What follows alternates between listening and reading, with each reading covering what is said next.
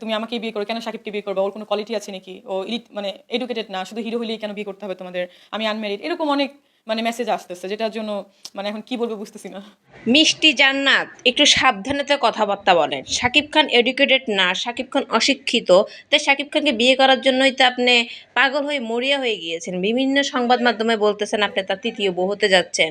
আপনি কি মাথায় সমস্যা আছে? প্লিজ ওনার পরিবারকে বলেন ওনাকে একটু ডাক্তার দেখাইতে। আমার মনে হয় উনি মানসিকভাবে বিকারগ্রস্ত হয়ে আছেন। কারণ উনি সরাসরি শাকিব খানকে এভাবে অপমান করলেন। ওনাকে নাকি মানুষ বলে শাকিব খান এডুকেটেড না, হিরো হলেই কি আর চলে নাকি?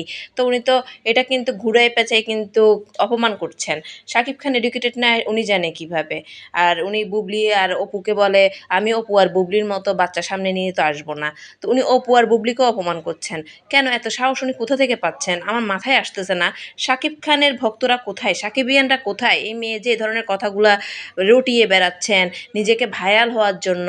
কেন? আমরা কি আগেই শাকিব খান যখন বিয়ের মানে অ্যানাউন্সটা দিয়েছেন, এর আগে কি আমরা কখনো এই মেয়েকে চিনেছি? আর এই শাকিব খান কখনো বলেছে এই মেয়ের নাম?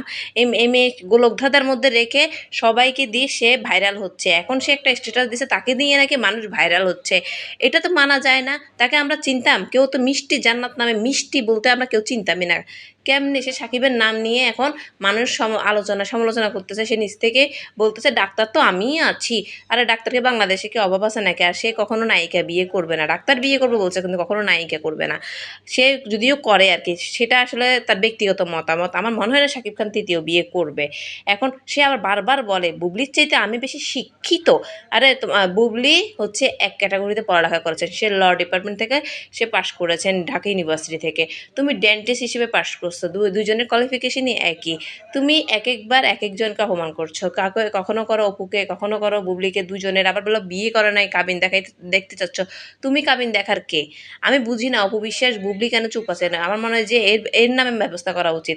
এই অপু বিশ্বাস বুবলি শাকিব খানকে দিয়ে এখন এই মেয়েটা ভাইরাল হচ্ছে। আমার মনে হয় শাকিব খান এটা নিয়ে একটা প্রতিবাদমূলক একটা